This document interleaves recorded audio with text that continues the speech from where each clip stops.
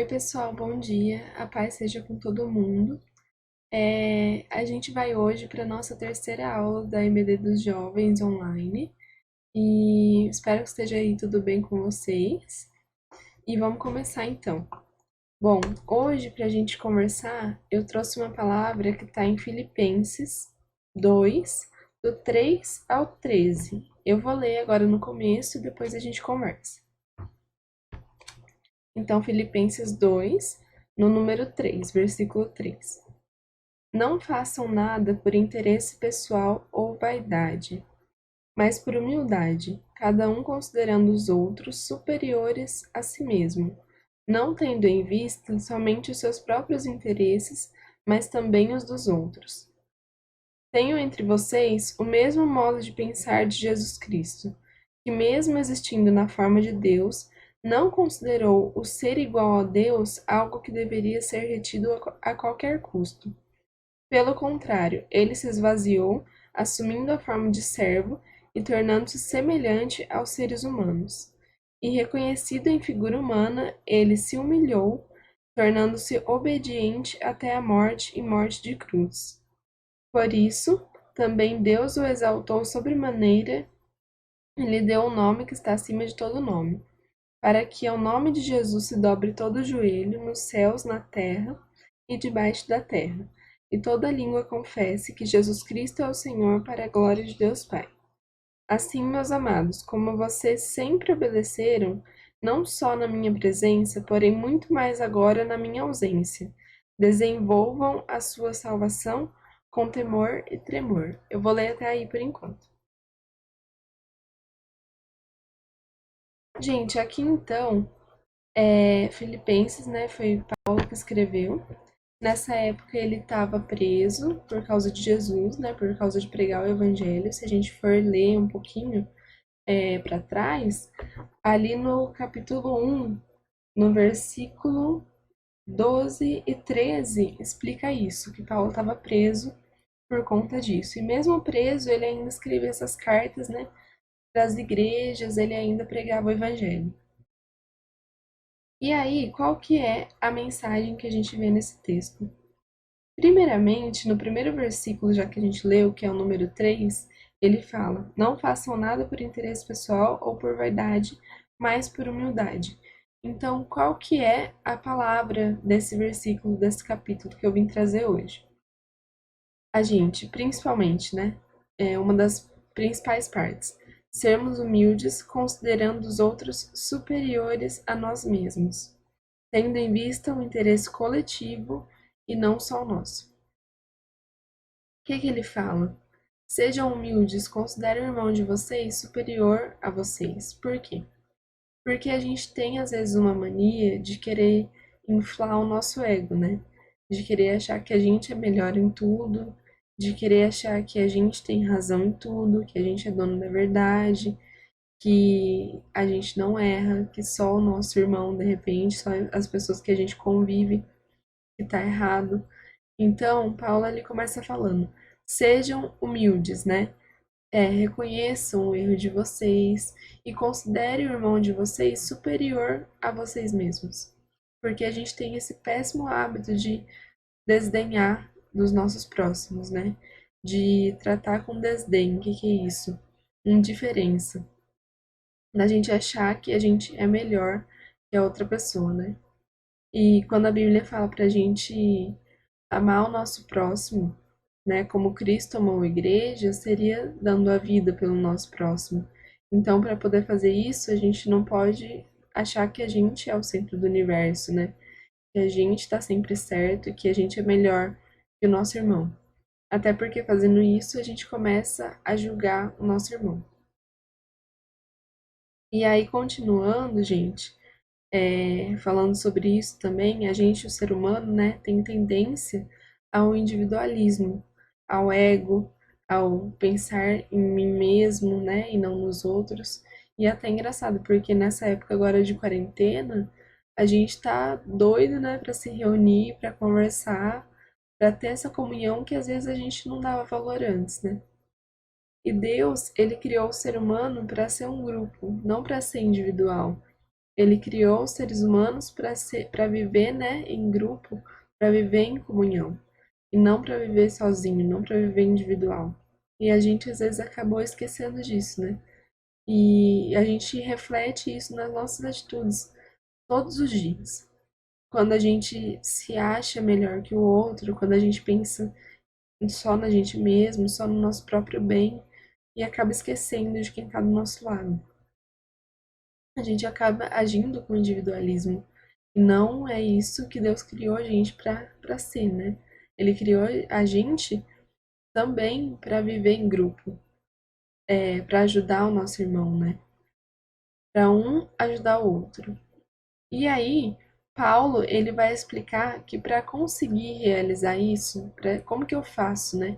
Para eu conseguir ser humilde, para eu conseguir considerar o meu irmão maior do que a mim mesmo, como que eu faço isso com o nosso ego, né? Com os nossos erros, com as nossas dificuldades. Ele vai falar ali no versículo 5: tenham entre vocês o mesmo modo de pensar de Cristo Jesus. Então, como que eu faço isso? Tendo a mente de Cristo. Jesus, a gente sabe que é um com Deus, né? São três em um. Jesus é Deus. Ele tem todo o poder, tem toda a glória, né? E quando ele escolheu morrer por nós, ele abriu mão de tudo isso. Ele abriu mão da glória dele para se tornar semelhante ao ser humano, passar tudo que o ser humano passa, morrer e ressuscitar, por um propósito maior, pela vontade de Deus. Deus, ele é superior a tudo, a sua vontade é superior à nossa, ele vê caminhos, ele vê coisas que a gente não vê, e tendo toda essa glória, tendo todo esse poder, Jesus, ele deixa a posição de Deus para vir para a Terra nos salvar, né? Para vir ensinar o caminho para a gente. Então, às vezes o problema é que a gente se coloca no lugar de Deus, mas a gente não se coloca no lugar de Jesus. Vocês vão entender o que eu tô falando.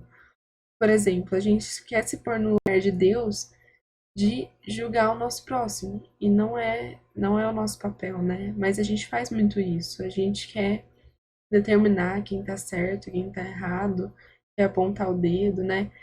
E mesmo que às vezes a gente esteja certo na nossa opinião, né, no que a gente pensa, não é o nosso papel isso. Deus não nos criou para ser juiz, né? Ele é o único juiz. E às vezes a gente quer se pôr nesse lugar de Deus, às vezes acaba carregando um fardo de querer transformar o mundo, de querer fazer justiça por tudo, e não é a gente, né? Não é o nosso papel. Esse é o papel de Deus. Às vezes a gente acaba invertendo os papéis. Mas, ao mesmo tempo, a gente não se põe na posição de Jesus, vamos dizer assim. Porque Jesus, com toda a sua glória, muito maior que a gente, infinitamente maior que a gente, ele abriu mão da sua glória para poder vir para a terra, para poder sofrer por nós, para poder morrer por nós e abrir um caminho para a gente, né? Levar a gente até Deus novamente, reconectar a gente com Deus. Eu sempre falo isso. E é tudo através dele. Mas a gente às vezes não se coloca nesse lugar de amor, né? De agir como Jesus agiu. Então, Paulo vai falar aqui que para a gente conseguir realizar isso, ser humilde, amar o nosso próximo, considerar o nosso próximo maior do que a gente mesmo, a gente tem que ter a mente de Cristo. Jesus, ele entendeu que a vontade e o propósito de Deus é maior do que a vontade dele mesmo, né? Até na cruz, no momento de dor, ele fala para Deus, se possível, que Deus o aliviasse, né? Tirasse ele daquela situação, mas que seja feita a vontade de Deus, porque a vontade de Deus é maior. Então, Jesus, olha que loucura, né? Para o mundo. Jesus, sendo Deus, ele diz para Deus fazer a vontade dele que é melhor. Então Jesus, ele abre mão da sua glória, ele abre mão da posição de Deus por um período, por um tempo, para poder vir para a terra, sofrer tudo que ele sofreu, passar por tudo que ele passou, abrir um caminho para nós, para nos reconectar com Deus e ressuscitar depois, né? Então, é assim, ele abriu mão do poder da glória que ele tinha no céu para poder fazer tudo isso por nós. Então, ok, entendemos até aí. Como que a gente vai realizar isso então? Como que a gente vai ter a mente de Cristo, né? Você fala, beleza, entendi, tem que ter a mente de Cristo, mas como? Vou dar um exemplo para vocês. Vocês já ouviram falar que, às vezes, algumas pessoas que convivem muito, que vivem juntas, né, que se veem todo dia, elas acabam ficando parecidas? No jeito de falar, no jeito de dar risada, no jeito de andar, né, no jeito de se comportar. Às vezes as pessoas acabam ficando parecidas quando convivem muito. Então, e só pra gente entender isso, deixa eu achar aqui, no versículo 12, Paulo fala assim: guarda esse exemplo aí que a gente já vai voltar. Assim, meus amados, como vocês sempre obedeceram, não só na minha presença, ou seja, Paulo era o líder deles, né? E Paulo estava longe, ele estava preso por causa de Jesus, por causa de pregar o evangelho. Então, Paulo vai falar para o seu grupo, ele vai falar assim: meus amados, como vocês sempre obedeceram, não só na minha presença, porém, obedeçam muito mais agora na minha ausência. Por quê? Porque Paulo era o líder, mas a obediência, né? Ele ensinou o pessoal a andar no caminho de Jesus, ele ensinou o evangelho, então ele fala: não obedeça somente quando eu tô com vocês, mas obedeça agora também que eu tô longe, né? Propague o evangelho, sejam discípulos. E ele vai falar assim: desenvolvam a sua salvação com temor e tremor, com respeito a Jesus, com respeito ao amor dele por nós, com respeito a tudo que ele fez por nós, com temor e com tremor, porque Deus sim também é justo, ele é amor e também é justo, desenvolvam a sua salvação. Então não é simplesmente aceite Jesus na igreja ou simplesmente desça as águas do batismo, claro que é importante, claro que é necessário, mas não é simplesmente isso. O que quer dizer? Desenvolvam a sua salvação. É diariamente. Então, voltando para o nosso exemplo, de duas pessoas, algumas pessoas que convivem por muito tempo juntas acabam ficando parecidas. Então, como que a gente vai ter a mente de Cristo? Como que a gente vai ser parecido com Jesus, agir como Jesus e logo ser salvo? Logo ter a vida eterna, porque a vida eterna é somente por Jesus. Então, para ter a vida eterna, a gente tem que seguir o que Jesus fez. Somos cristãos, por quê? Por seguir a Cristo, Jesus Cristo. E como então que a gente vai ter a mente de Cristo? Como que a gente vai se tornar parecido com Ele, convivendo com Ele, conhecendo a Ele, passando tempo com Ele? Quando a gente passar tempo com ele, quando a gente desenvolver um relacionamento com ele diariamente, é como um relacionamento assim, como que eu posso explicar? Um exemplo, tá, gente? Um casal, por exemplo. Como que eles vão se tornando íntimos? Se conhecendo, né? Conhecendo as fraquezas, conhecendo as habilidades, conhecendo cada partezinha um do outro, né? Se conectando ali, né, a mente, né, conversando, passando tempo juntos. É assim que as pessoas se tornam íntimas, né? Você não faz uma brincadeira qualquer, de repente, com qualquer pessoa que você encontra na rua. Mas com uma pessoa que você tem liberdade, que você tem intimidade, às vezes você faz uma brincadeira. Então, essa questão de ser íntimo, você só é íntimo se você conhece. Se você passa tempo com a pessoa, se você tem um relacionamento com a pessoa. Como que amigos, como que casais se tornam íntimos, conhecendo um ao outro.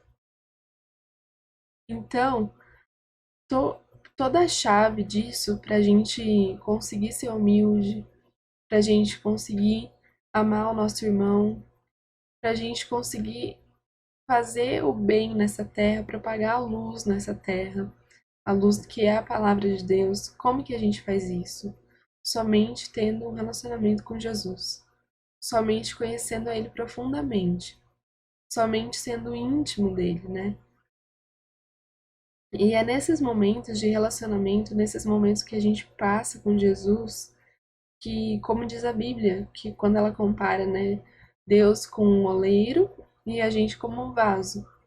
É nesses momentos que o oleiro molda o vaso de acordo com a sua vontade. É nesses momentos que você abre o seu coração e você deixa ele falar. Não é simplesmente você separar um tempo para orar, para pedir, pedir, pedir. Mas simplesmente adorar, simplesmente colocar um louvor ali, exaltar o nome dele, agradecer a ele por tudo que ele já fez, né? E é nesses momentos de gratidão, de amor, que você adora ele, que ele vai te revelando novos caminhos, ele vai te revelando novas coisas, né? A palavra, ela é infinita, eu creio. Então é nesses momentos que Deus ele vai te moldando. Deus ele vai como que fala? Fazendo você, né? É moldando mesmo você de acordo com a vontade dele, de acordo com os planos, os propósitos dele. Então você pode falar assim, ai, mas eu já tentei, eu não consigo fazer a vontade de Deus, e não sei o que, e não sei o que. Mas às vezes você nunca deixou ele te moldar. Porque o relacionamento com Deus, gente, é diário. O relacionamento com Deus é todos os dias você ter um tempo com ele, você passar tempo com ele. É assim que você se torna íntimo de alguém. E quando você se torna íntimo de Deus, você se torna grato a ele. Você ama mais ele, você passa a amar realmente Jesus. E se você não conhece ele, não é possível você dizer que ama ele. Se você não tem tempo com ele em todos os dias, se você não tem não se dedica, né, a passar tempo com ele, você não conhece, então você não o ama.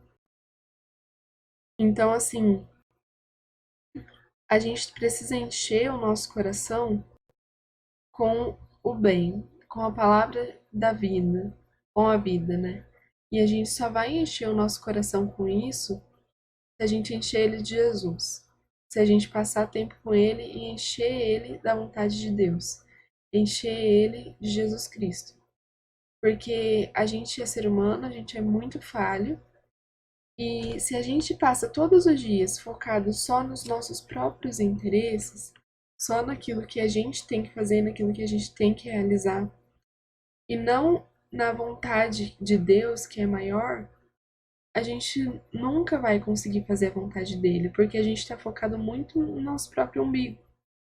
E a gente tem que abrir mão, assim como Jesus abriu mão da sua glória, a gente abrir mão do nosso ego, da nossa vontade de estar sempre certo, das nossas vontades, para fazer a vontade de Deus, que é maior para a nossa vida.